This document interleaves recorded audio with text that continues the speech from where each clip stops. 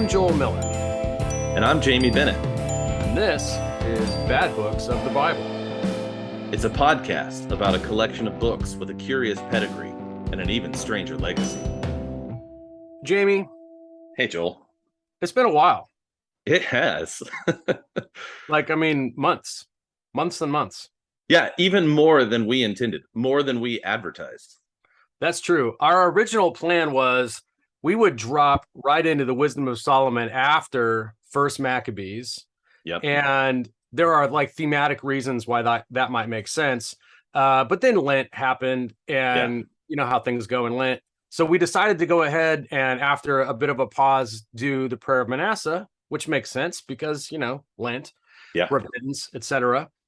And then we also let that drift away from us, and so the canoe is back on the bank of the river, and here we are. Yeah, and I'm really excited about that. I mean, I think it was nice to have a little bit of a break because this is a tricky show to put together. It takes time. It's a lot of fun, but it does take time. And so I really enjoyed the time we spent on Manasseh. I was a little disappointed we just didn't have the bandwidth to get going, but here we are, and the path is charted out in front of us. I'm pretty excited about it. Why don't you go ahead and give us a quick update about what your life has been like in the last, several months? Sure. I think I've alluded to several times, we have an infant. So, I live in babyland. It's a good place. It is a good place. It's a great place. Mm-hmm. It takes a lot of work, though, and negotiable hours. Although you don't negotiate with terrorists, and infants are difficult to negotiate with. But no, it's been amazing. I should also say, I've been hard at work on music, doing a little bit of work travel, some family travel. Almost all good things, but just has taken a lot. Now, I will say one of the things I'm excited about is this podcast has also influenced my work at church.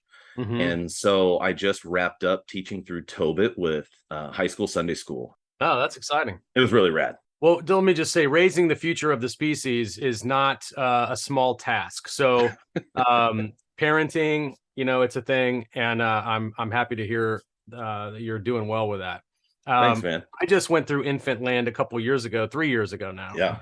When Naomi came home, and that was pretty exciting. And I'm an oldish dude at this point, and so that was kind of fun to revisit that. I had at that point like an 18-year-old in the house and a 3-month-old in the house. Yeah, that's quite the span. Yeah. How about you? What have you been up to? In terms of what I've been up to, I'm writing a book about books, and I just finished the proposal for that. And so that's on its way to various publishers to have a gander at. Nice. That's kind of exciting. I've been kind of working off and on this project now for roughly a decade. Wow. There's a lot of research involved. That's got to feel good to be rounding the corner on that. Yep. It's been really fun. And then I started reviewing books for a little Substack, millersbookreview.substack.com. I saw that. Once a week, I post a book review of something I'm reading. So that's really cool. That's been fun. It's also kind of kept me on a track to complete some research for the book about books. Nice. It's been good. So that's what I have been doing. That's fantastic. It sounds like we've both been pretty involved in a lot of things. Life is multifaceted. That's what I know. Well, I do want to also say we have a special thing for the listeners. So, make sure you stay tuned to the end because we have some things we want to tell you about the show before we get into it. Yep. You're going to dig it.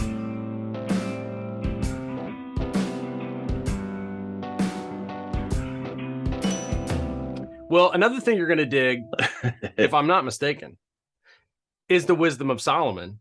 And probably time we introduce this fabulous book. Seems reasonable to me. I mean, let's just chat about this for a second. What is the Wisdom of Solomon? Well, for one thing, it's been called a lot of things. So, we call it the Wisdom of Solomon. Sometimes it's like shorthand, just wisdom. Mm-hmm. You'll hear people call it the Book of Wisdom, Divine Wisdom. Digging a little deeper, I saw that in Greek, some of the texts actually call it excellent wisdom. And I loved that. And then that's a very Bill and Ted kind of right name for it. Yeah. Let's go back and get Solomon. So and in Syriac they call it the great wisdom of Solomon. So you get the idea. There's some sort of wisdom being imparted, and it's associated with a lofty figure such as Solomon. Yeah, superlative wisdom here. This is high and lofty stuff. It is a wisdom book, or rather we would say that it kind of falls into the category of a wisdom book, but it has some differences, right? Scholars will talk about kind of an eschatological or an apocalyptic vibe. They won't use the term vibe, but an apocalyptic set of features in the book. So like if you look at like a pure original kind of wisdom book like Proverbs, suffering is kind of the result of disobedience. That's the kind of the perspective that's given in the book of Proverbs. And that's true, but obviously it's not the complete truth. Otherwise the book of Job and Ecclesiastes wouldn't exist. Right. Sure. There's this ongoing conversation in the wisdom books about what suffering, what is the source of suffering. The wisdom of Solomon kind of takes it a step beyond Job and Ecclesiastes because it introduces this idea of evil people visiting painful experiences, suffering, etc., on righteous people. So there's this kind of like good versus evil showdown that's happening in the wisdom of Solomon. Yeah, I think it's interesting you mentioned Proverbs because Proverbs, I think, is the first one that comes to mind when people think of wisdom literature.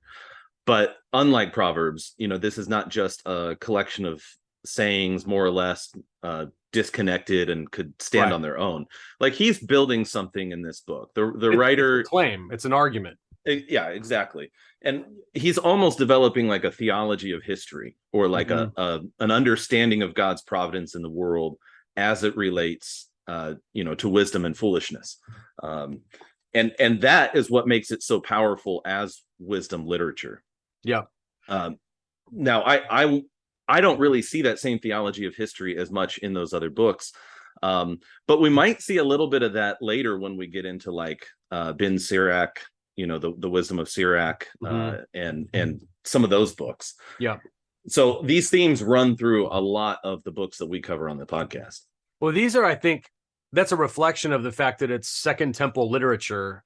This is a period of Israel's history, of Judah's history that is, it's full of suffering. These are people who have come through the exile. They've come through the return. They've come through the ongoing suffering of the Greek invasion, you could call it, and the suffering of the diaspora and all of that.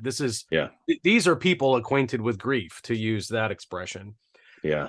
But, this idea that the book is presenting an argument is also something you said that's unique. That is unique in terms of wisdom literature. That's not really something that is as done as clearly, say, in Proverbs.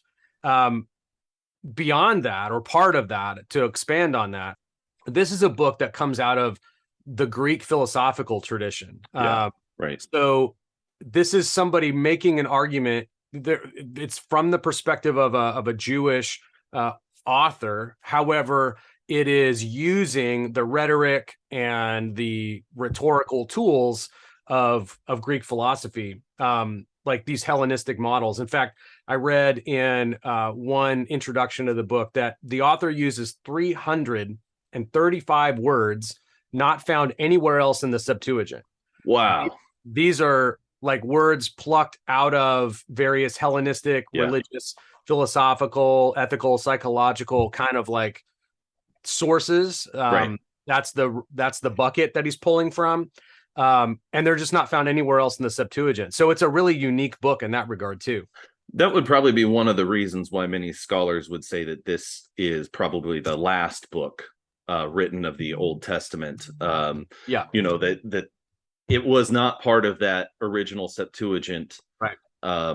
The body of work from the original Septuagint, right? It came a little later, and then you have all these words that show a more mature thinking. Yeah.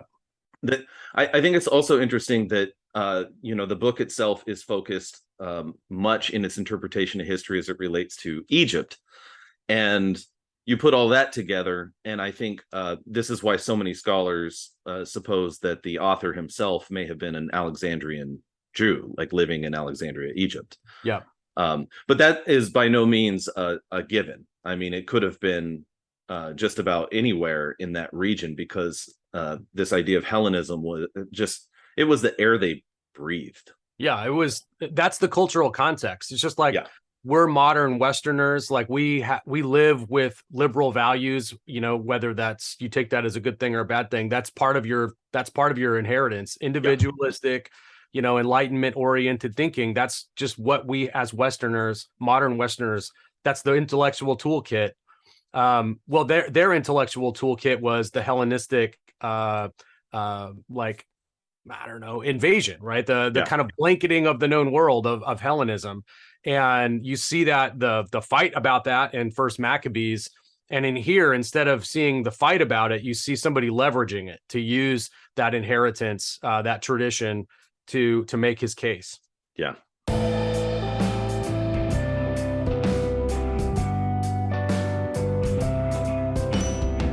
How about the structure of the book? What would you say about that? Yeah, so there's a number of ways you could outline it. But I was trying to think of the simplest way to lay it out. And it seems to me that, the first portion of the book is really focused on wisdom on righteousness and wickedness, like this contrast. And that makes up maybe, the first third of the book. Right there in the middle, it kind of shifts to the nature and the role of wisdom. And then towards the end, you get this very specific historical argument that wisdom and righteousness exist in and are at work in history. Yeah, it's like parts 1 and 2 are kind of setting the stage for the argument. Like, these are the premises that we're going to work with. There's there is righteousness in the world, there is wickedness in the world. That's part 1.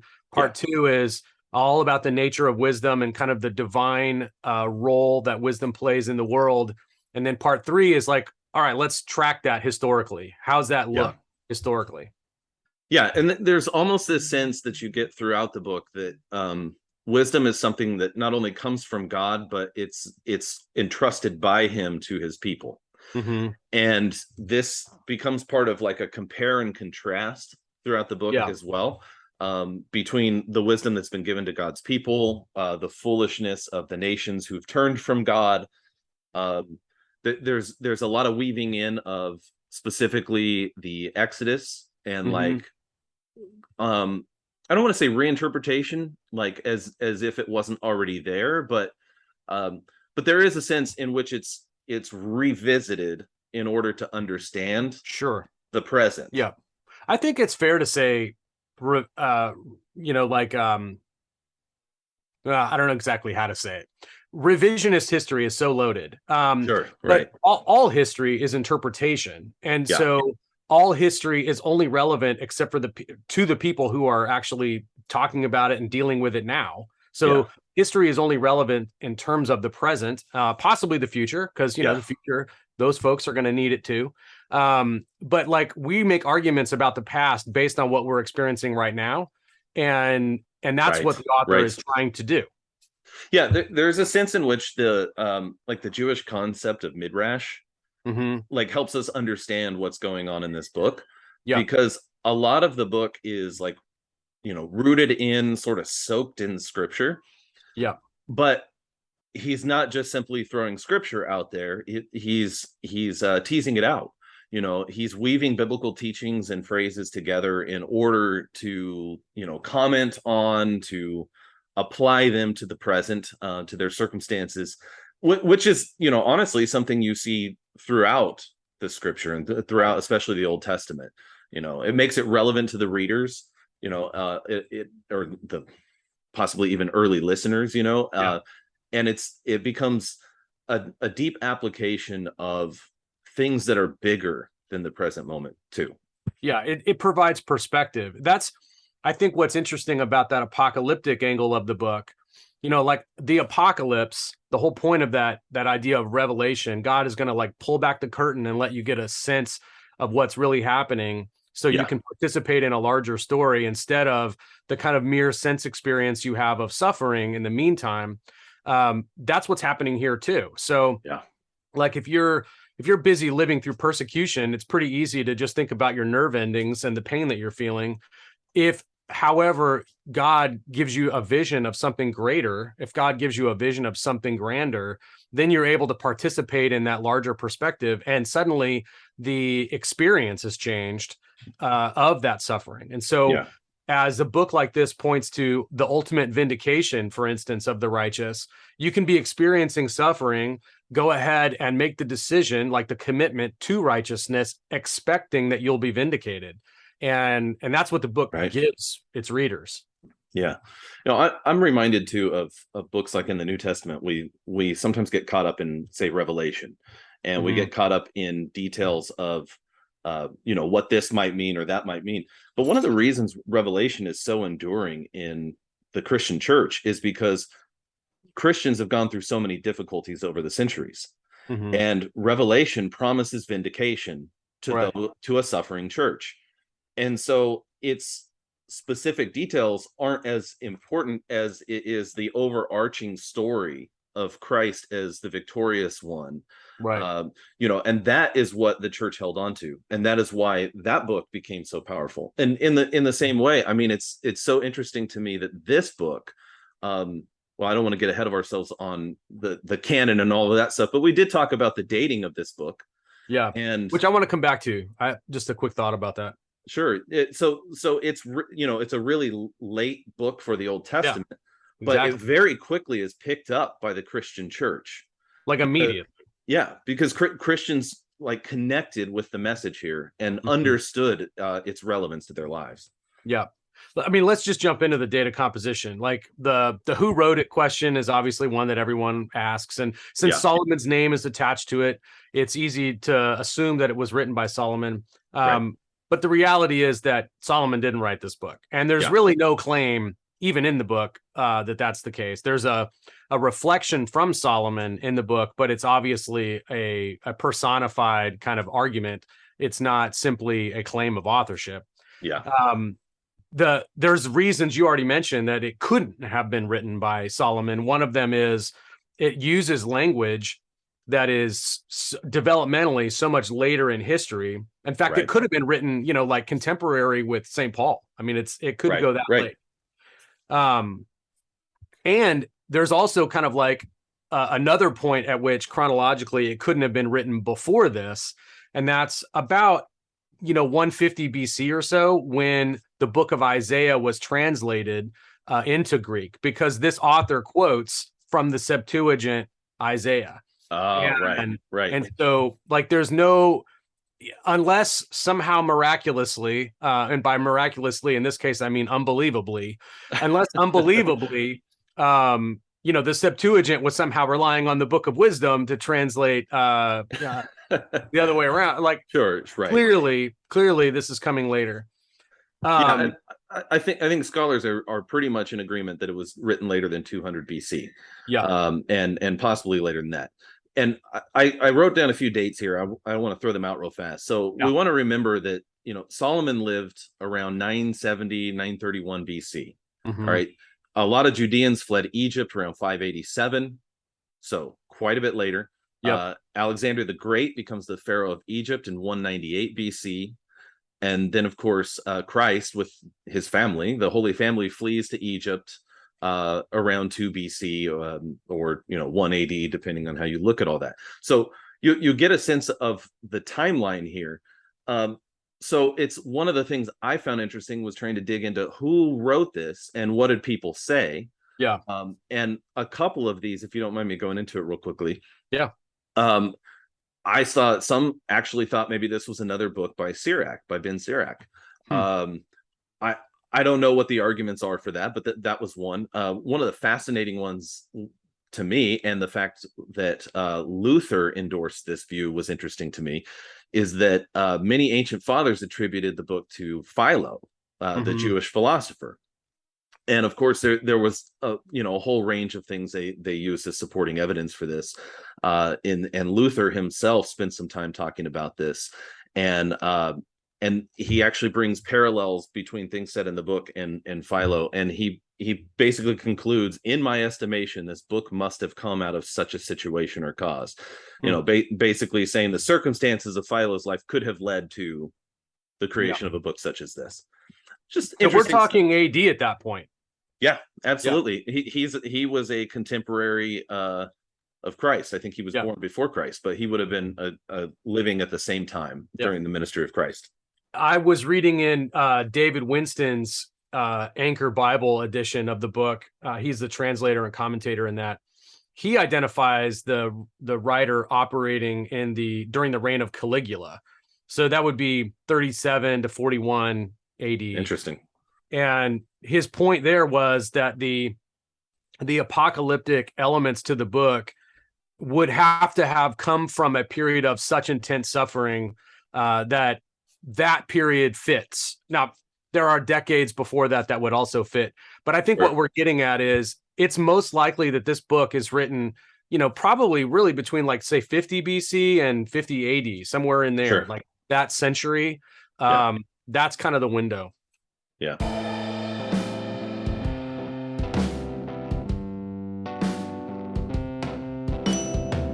One more thought about authorship and date.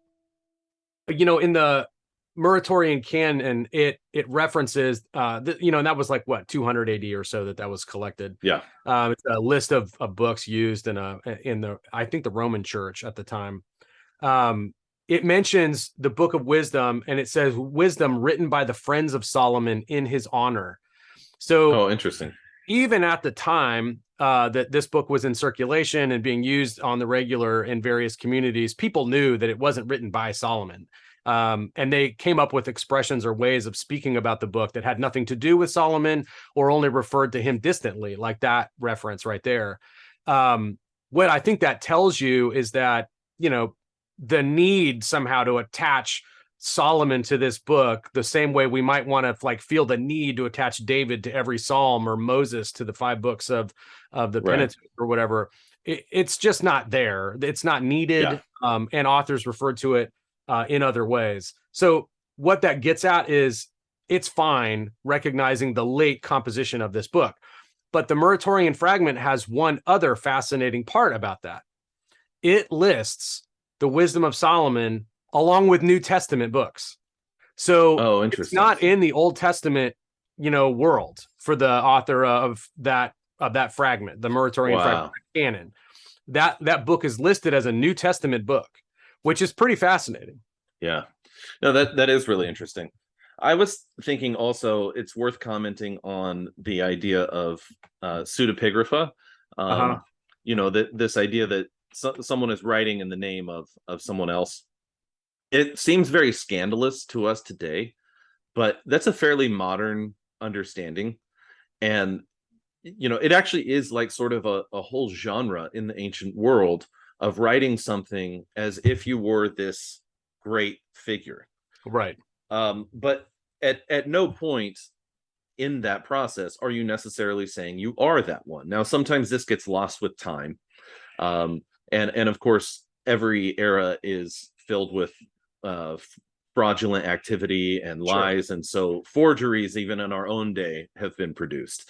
But that's not what we're talking about here. We are looking at a book that has become associated with Solomon, that there is sort of a Solomonic speech in chapter 9 that certainly contributes to it. But it's not scandalous to me in any way that we're calling this the Wisdom of Solomon, and it was written maybe almost 1,000 years after Solomon lived. Right. No, it's definitely not scandalous. I think the whole pseudepigrapha kind of thing is an imaginative retelling of things. It's an imaginative participation in a moment in history. It's an imaginative participation in somebody's authority in order to make a claim, make an argument. And the audience knows that that's not really who said it. They're just participating in this fiction. It would be like if somebody decided to have Abraham Lincoln speak in the present day, we would all be fascinated to think about, well, okay, what would Abraham Lincoln say about this moment? We Yeah. would go along for the ride and we would Right. critique it. Was that real or not real? Or did that apply or not apply? But we wouldn't think Abraham Lincoln did it. I mean, Yeah. like the meme says, not all quotes on the internet are real, attributed to Abraham Lincoln. We know this. That's true. It also occurred to me too. I mentioned earlier that I've been working on music, but I didn't say the name of the project I've been working on. Do it. The Mr. Rock. It totally applies. Mr. Rogers of the rap game. And are you telling me that you are Mr. Rogers? No, not at all. but you get a sense, like when you hear a phrase like that, Mr. Rogers the rap game, you get a sense of what you're going to get. Right. And so that is what this book is doing. It gives us a sense that and I don't think we said this yet, like the book is largely addressed to the rulers of the world. Right. I mean, it's applicable to all of us, but it's like it would totally make sense that Solomon, in his majesty, would speak to the nations and say, this is how God views this. Absolutely.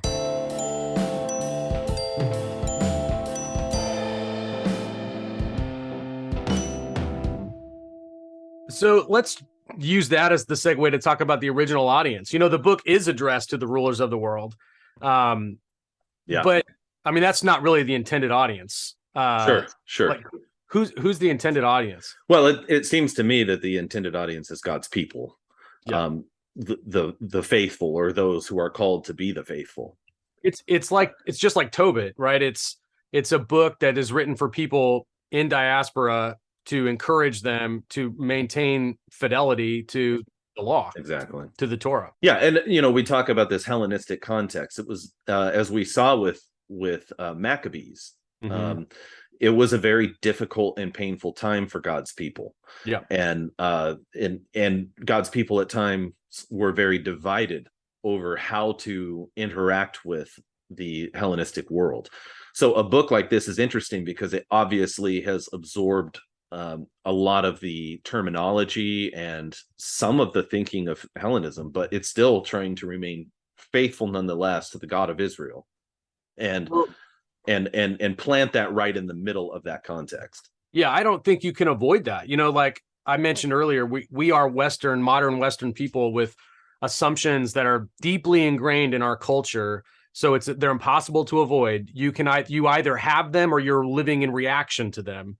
Yeah. But like, the way we think about science, or the way we think about individualism, the way we think about liberty, the way we think about choice, all of these are like profoundly and deeply affected by the events of the last 250 years and before, obviously, everything before. But this author is living in the same environment, the same kind of environment in which they are having to like try to live out their faith in a particular cultural context. And some of it is going to be in reaction to what they have inherited as this new culture, this Hellenistic culture. And some of it is going to be working with those raw materials. Right. Exactly. And that's like what every Christian does in every generation. You take the world that you have and you try to be faithful in the midst of it, no matter what that happens to be. Yeah.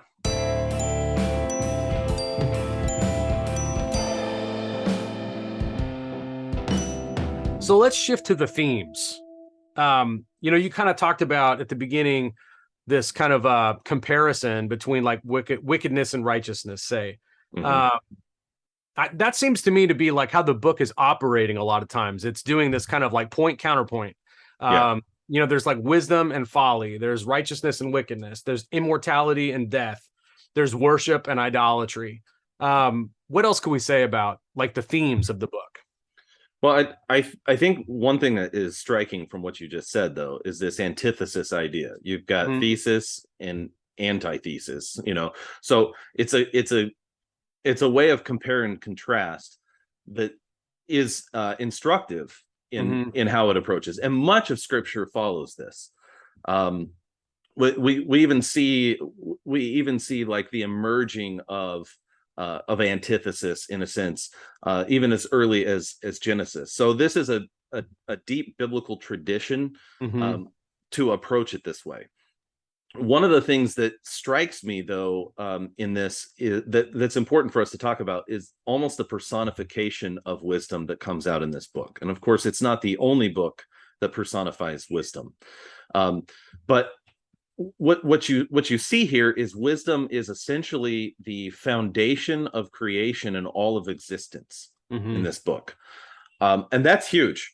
And the Christians kind of pick up on this later, seeing Christ as the logos of God, the word of God, seeing him as the ultimate wisdom, the true fullness of wisdom. And of course, he himself is, in Christian theology, the foundation of creation and existence. Yeah, well, you see in the fathers when they refer to wisdom, the book of wisdom, they are doing it very often with this view that the wisdom, presented in the book of wisdom is Christ. Yeah, right. They read it Christologically. They read it Christologically in other ways also, which I want to get to when we get there. But there's this idea of wisdom being so transcendent, so imminent, also in the sense that we participate in a life of wisdom and are informed and enlivened by wisdom. That comes in the book, but that wisdom is so lofty, it even transcends the Torah in some ways. It is like it's bigger than that. Which points to, I mean, this is a stretch. Maybe I've heard this, seen this, read this, so I'm going out on a limb because I'm definitely not a scholar on this point. But this is almost like there is a point in Second Temple Judaism where they are recognizing this second person of the Godhead, and it's kind of like signaled here. This is a hypostasis of God. Yeah. One of the things that strikes me in this book too is the contrast. I don't remember if you said it, but on immortality and death. Yeah. Right. So this is a big one, and something that really, frankly, looms large for all humans at some point in our lives. Death becomes an important thing for us to think through and reckon with. And many holy fathers even encourage us to contemplate death. Memento mori. Yeah, exactly. The grim reflection. So it's or as Mr. Rogers would put it, this is important talk. Yeah. I mean, he had an episode of death for 4-year-olds. So it's important, and this comes up in the book. I love, and I want to jump ahead of us a little bit here. In chapter 4, it says, verse 7-9, but the righteous man, though he die early, will be at rest. For old age is not honored for length of time or measured by number of years, but understanding is gray hair for human beings, and a blameless life is ripe old age. And a few verses later says, being perfected in a short time, he fulfilled long years. No, so I just, the reason I pulled these out is because I thought it was so interesting that even if a man dies early, according to the wisdom of Solomon, we're not calculating according to chronological years here. Right. Old age and wisdom do not depend on chronology. Well, they're the same thing, right? It's like the perspective of old age provides wisdom. Solomon, transfigured here, is saying, the wisdom of Solomon is saying, if you got wisdom, you have the same thing as old age. Yeah. Like you can count your wisdom as your long days. So if your life is cut short, which that's the people he's writing to, people who can expect possibly to have their life cut short, they can count their life as having been fulfilled if they have wisdom. Yeah. And it's so powerful. I mean, one of the common cultural phrases, I guess I shouldn't call it a cliche, but one of the common cultural phrases is that the good die young. Right. I was always perplexed as a child that Martin Luther King was assassinated so young when he had done some incredible things in the world, and like in the prime of his work in our culture. He was taken away, but nonetheless he looms large as a prophet even today, right? So to speak, in our culture. And you think about that, and like this touches on that, but in much more depth than the good die young. Yes. Well, in this case, it's not the good die young in the sense of somebody with some promise is taken away from us or whatever. Right. It's like the good, like literally the good. They are good. They reflect the goodness of God in their life, in their behavior, and the way that they operate in the world. That's it right there. So one of the things that's also true about this book, you mentioned early on that this book was early adopted by the church. That was written, contemporaneously, most likely, as the New Testament is being written, or just before. It's a book that shows up kind of like references here and there in the New Testament. Sure. I want to touch on a couple of those. Yeah, please. And of course, the fathers talk about this book a ton. Yeah. So let's just chat now about like the influence that this book has had in the world. Yeah. Well, one of the things I found interesting was that I couldn't find any like full commentaries by the fathers. There's like no full commentary by really any Christian until like the 9th century. Yeah. But they still love the book. So what's up with that? Right. Well, I'm just going to jump ahead to that real quick then. Like the church fathers quote this book from day one, like Clement of Rome quotes it. Ignatius refers to it, quotes it, or cites it rather. Irenaeus cites it. Tertullian cites it. Athenagoras cites it. Clement of Alexandria cites it. Athanasius, Cyprian, Hilary of Poitiers, Origen. They're all citing it. Jerome, check this out. Jerome cites Tobit 4 to 5 times. He cites Judith 8 times. The Maccabean books 22 times. Wow. Sirach 70 times. But the Wisdom of Solomon he cites 84 times in his work. And let's just say this. Jerome was a slacker because Augustine quotes from the Wisdom of Solomon almost 800 times. Wow. Almost 800 times. Well, that's also interesting because Augustine was there in Hippo, and there was a regional council in 393 that put it in the canon, made it very clear that it was canonical from there. And sorry, I'm getting a little bit ahead of us. No, that's fine. There's no ahead. There's no front. There's no back. There's just now.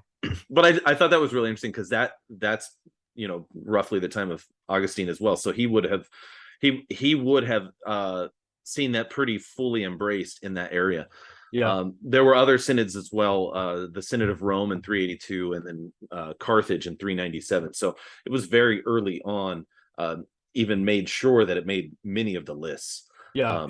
That Muratorian fragment, that canonical list also has it as a book that, should be read. Now tell us, speaking of canons though, I know you have a few things related to the New Testament and Wisdom of Solomon.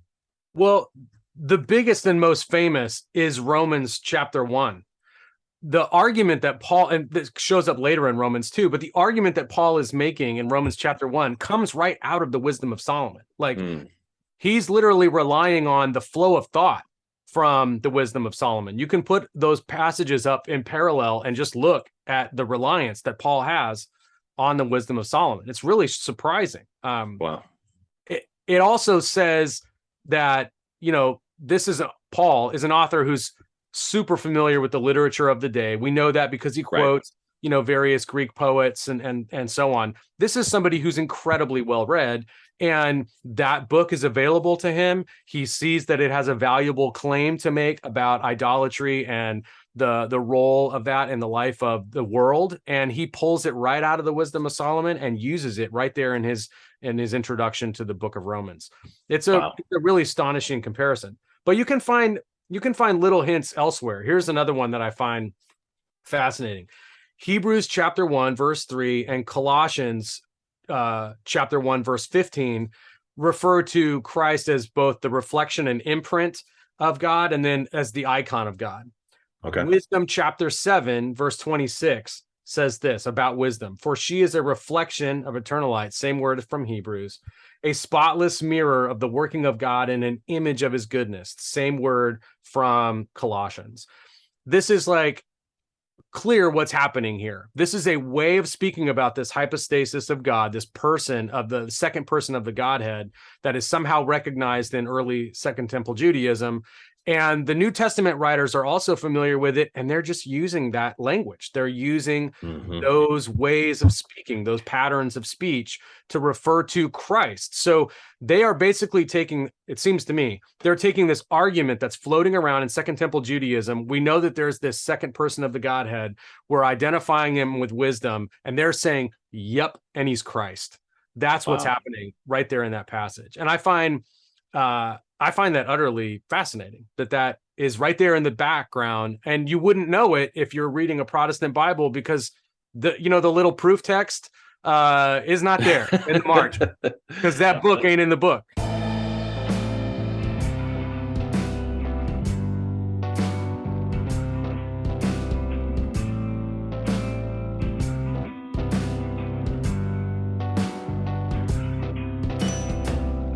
Another one this is a little bit more of a stretch, but it's there and it's fascinating. It's Matthew 27:43. Okay. There's this statement about Christ. He trusts in God. Let God deliver him now if he wants to, for he said, I am God's son. Okay. Okay. Now, we know that actually comes from Psalm 22, but not entirely. In Psalm 22, it says, commit your cause to the Lord. Let him deliver. Let him rescue the one in whom he delights. There is no connection between that term, the one in whom he delights, and son necessarily. Okay. But what there is in Wisdom, chapter 2, verses 17 through 20, is a reference to God's son in this very same thing. So in this case, enemies of God are, first off, go back to Matthew 27. The enemies of God have God on the cross. Christ is on the cross, right? The enemies of God in Wisdom chapter 2, verses 17 through 20 are conspiring against God, are conspiring against the righteous person, I should say. And it says this, let us see if his words are true, and let us test what will happen at the end of his life. For if the righteous man is God's child, there's your connection back to Matthew 27, he will help him and will deliver him from the hand of his adversaries. That passage right there shows that Matthew was looking at a book like Wisdom and seeing it Christologically. He was applying the reference to Christ. He was drawing that from the Wisdom of Solomon, wow. And he was making an interpretive connection for the reader, the Christian reader, that the righteous man talked about in Wisdom chapter 2 is Christ. And what's fascinating about that to me is when you read the church fathers, when they are referring to the Wisdom of Solomon in that passage, they're reading it Christologically. Sure. They know that righteous man is Christ, and they see that righteous man as Christ. So what's fascinating about that to me is that's not just some later interpretation by church fathers hundreds of years later. That's like squirreled right there into Matthew chapter 27. Wow. That is right there in Matthew's understanding of what's happening. When it says, for I am God's son, that he is referring to Wisdom chapter 2 when it says the righteous man is God's child. That is the connection.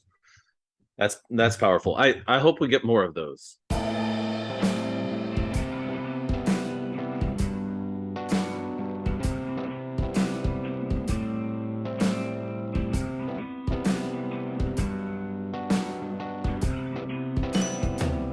It's interesting that you've got Paul, you've got the author of Hebrews, you've got Matthew using the Wisdom of Solomon. It's also interesting that it shows up in these canonical lists early on. It's not the case that every church father regarded it as canonical. Like Origen, not a church father, but Origen would say that it was not canonical. Yet he still uses it a bunch of times to argue his points. And Jerome does pretty much the same thing. You know, Jerome, he's famous for poo-pooing several of these books of the so-called Apocrypha, and yet he uses them. And in this case, he also uses the Wisdom of Solomon, even for like doctrinal stuff. The majority, of course, of the church fathers did regard it as canonical. That's why you find it in those lists. That's why they're referring to it like Augustine 800 times. So this is a book that is part of the inheritance of the church. Yeah.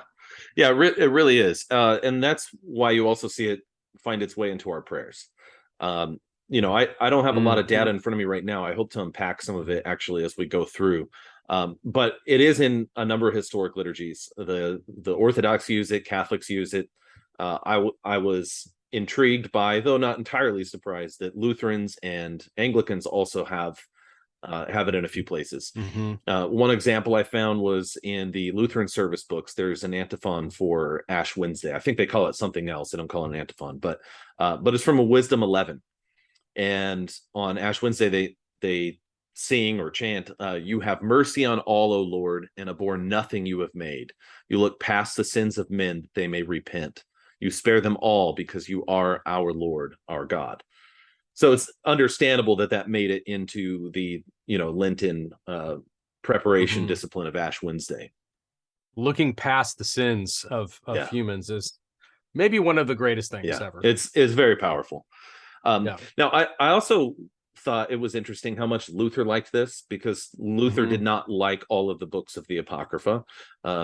He famously, many people know that, and we've talked about this on the show before, that he did translate all of the books from the Catholic deuterocanonical text, but he didn't like them all, and in his prefaces would occasionally say that this is bad for this reason. But Wisdom of Solomon, he praised it. In fact, I was thinking earlier when we were talking, one of the things he calls it wisdom for tyrants. and well, that's who the book is addressed to, right? Yeah, exactly. And he just, he saw it as a way to like temper the rulers of the world and their ambitions when they harm others. And but ultimately, Luther's summary here, I thought, was actually very helpful. He says this book is a proper exposition and illustration of the first commandment. For here you see that the author throughout is teaching you to fear and trust God. He terrifies with examples of divine wrath those who are not afraid and who despise God, and he comforts with examples of divine grace those who believe and trust in him. There is some distinctly Lutheran language in that phrase, but I think he's correct. I think that's a good summary of what we're getting into here. And it's interesting to me that that even though this book is not widely read by Protestants, that nonetheless Martin Luther, the uber Protestant, so to speak, loves this book. The original, the OG.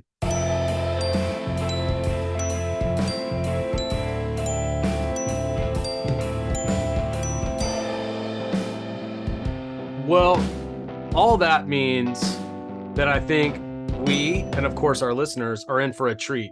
Going through the Wisdom of Solomon. We're going to go ahead and cover it basically 2 chapters at a time until we're through. It's a great book, and I think it's gonna really have some lively discussion. And on top of that, I think it's really going to be beneficial, edifying to the listeners. Yeah, I really agree. One of the things I'm really excited about and looking forward to is when we get into this personification of wisdom, because I think there's so much that we can go into as Christians and as lovers of this book. Now, I've pulled out from scholar Matthew Krause. Now he is more on the Jewish end of the spectrum, but he does specialize in biblical interpretation, both Old and New. And he says wisdom, or Sophia, is a personified divine gift which also must be sought. It was present at creation, permeates the cosmos, and engenders intimacy with God, as well as material benefits.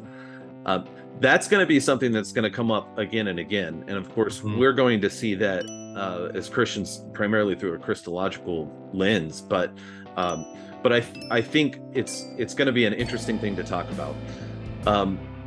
The fullness of divine wisdom, right, is not only personified for Christians, it's embodied. Right. We are very incarnational. We believe that wisdom took on a body, and his name was Jesus. Right. Wisdom is a person. Yeah. And so it's interesting that in this book we find wisdom as a number of things. Wisdom is an ideal spouse. Wisdom is your counselor. Wisdom is your lover. She and the sources of wisdom, I think, are, according to this author, twofold. It is available in nature, but it's especially available through the special revelation of God, and that's ultimately where the fullness of wisdom is found. And not to give away the ending, spoiler alert, but at the end of the book, the book's been around a while. I don't know that you can spoil it. Fair enough. But you've been warned. But the summary of the book is doxology. And he says, "For in everything, O Lord, you have exalted and glorified your people, and you have not neglected to help them at every time and in every place." And that's what we're going to get into here. Amen.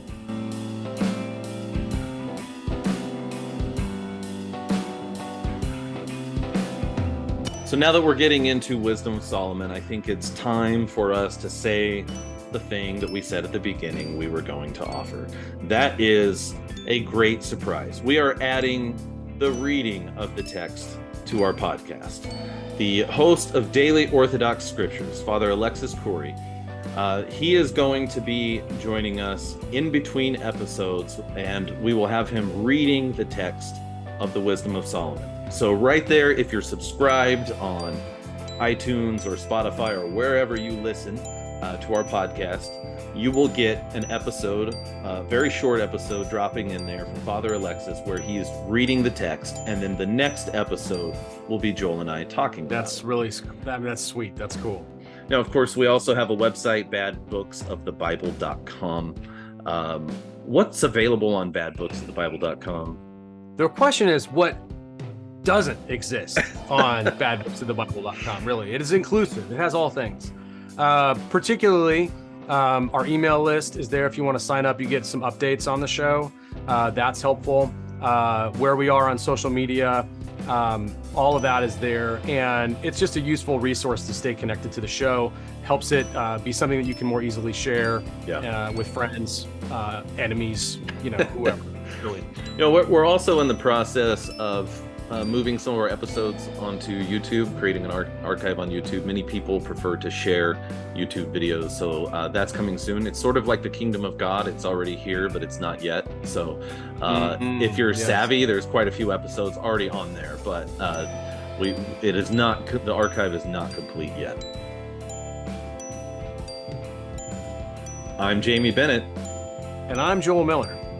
And you've been listening to Bad Books of the Bible, a production of Ancient Faith Radio. Come back next week when we talk about the origin of death.